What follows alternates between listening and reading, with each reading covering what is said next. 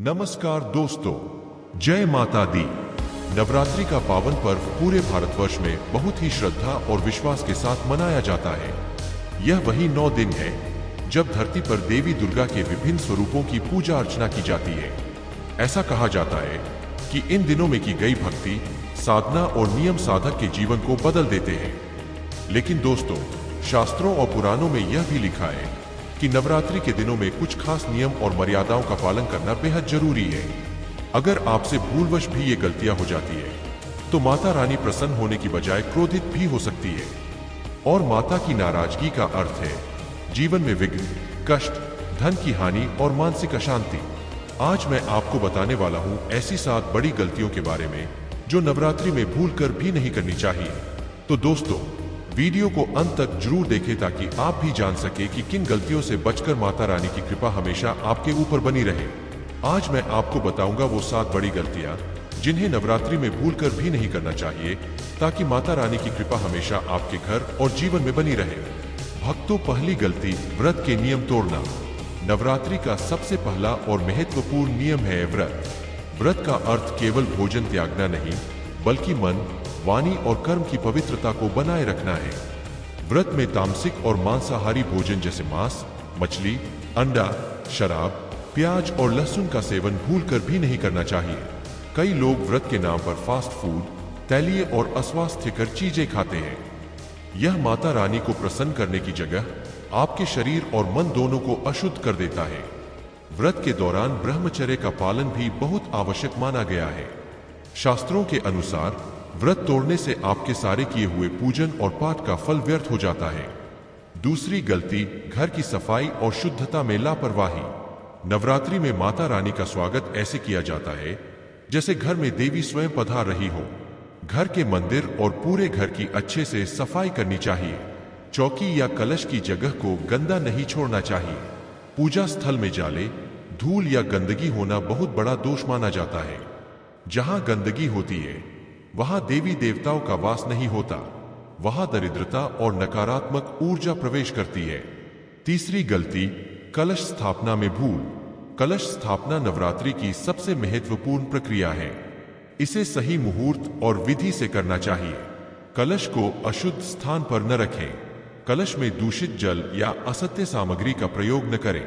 ज्योति यानी अखंड दीपक को बीच में बुझने न दें। गलत तरीके से किया गया कलश स्थापना अनजाने में दोष ला सकता है। यह देवी का आह्वान नहीं बल्कि अनादर माना जाता है। चौथी गलती, 9 कन्याओं का अनादर। नवरात्रि में अष्टमी और नवमी को कन्या पूजन का विशेष महत्व है। कन्याओं को माता का स्वरूप मानकर उन्हें भोजन और दान दिया जाता है। कई लोग इस परंपरा को हल्के में ले लेते हैं या केवल दिखावे के लिए करते हैं। कन्याओं को प्रसन्नता से भोजन न कराना, उन्हें अपमानित करना या आधा अधूरा भोजन देना बड़ी भूल है। शास्त्रों के अनुसार 9 कन्याओं की पूजा अधूरी या अपमानजनक ढंग से करने पर माता का आशीर्वाद नहीं मिलता और घर में दरिद्रता बनी रहती है। पांचवी गलती, झगड़ा और नकारात्मकता। नवरात्रि में वातावरण पवित्र और सकारात्मक होना चाहिए, लेकिन अक्सर लोग छोटी छोटी बातों में गुस्सा कर लेते हैं। इस समय घर में कलह, विवाद या गाली गलौज से बचना चाहिए। झूठ बोलना, चुगली करना और दूसरों को धोखा देना भी निषेध है। नवरात्रि में नकारात्मक ऊर्जा को आकर्षित करने से आपकी साधना और पूजा का प्रभाव कम हो जाता है। माता रानी शांति और प्रेम की प्रतीक है, इसलिए कलह उनके अपमान के समान है। छठवीं गलती, नियमों का पालन अधूरा छोड़ना। अक्सर लोग उत्साह से व्रत और पूजा शुरू करते हैं, लेकिन बीच में आलस्य या व्यस्तता के कारण अधूरा छोड़ देते हैं। 9 दिन तक यदि आपने व्रत या पूजा का संकल्प लिया है तो उसे हर हाल में पूर्ण करना चाहिए। बीच में त्याग देना या हल्के में लेना शास्त्रों में दोष बताया गया है। अधूरी साधना से मनुष्य को न तो पुण्य मिलता है और न ही पूर्ण आशीर्वाद। उल्टा यह दोष जीवन में बाधाओं को बढ़ा सकता है। सातवीं गलती, दिखावे के लिए पूजा करना। नवरात्रि का असली भाव है भक्ति और श्रद्धा। माता की पूजा केवल सोशल मीडिया पर दिखाने या दूसरों को प्रभावित करने के लिए नहीं करनी चाहिए। पूजा में मन की शुद्धता सबसे बड़ी चीज है, न कि बाहरी आडंबर। दिखावा करने से पूजा का आध्यात्मिक फल नहीं मिलता। देवी हृदय की सच्चाई को जानती है, इसलिए केवल मन से की गई प्रार्थना ही स्वीकार होती है। तो दोस्तों, ये थी वो 7 बड़ी गलतियां जो नवरात्रि के दौरान भूलकर भी नहीं करनी चाहिए।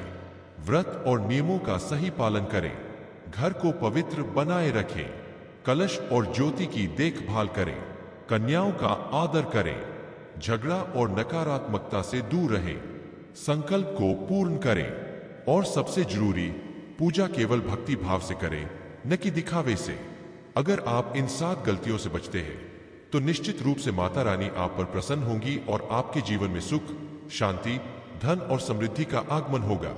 दोस्तों, अगर आपको यह जानकारी अच्छी लगी तो कमेंट में जरूर लिखें जय माता दी।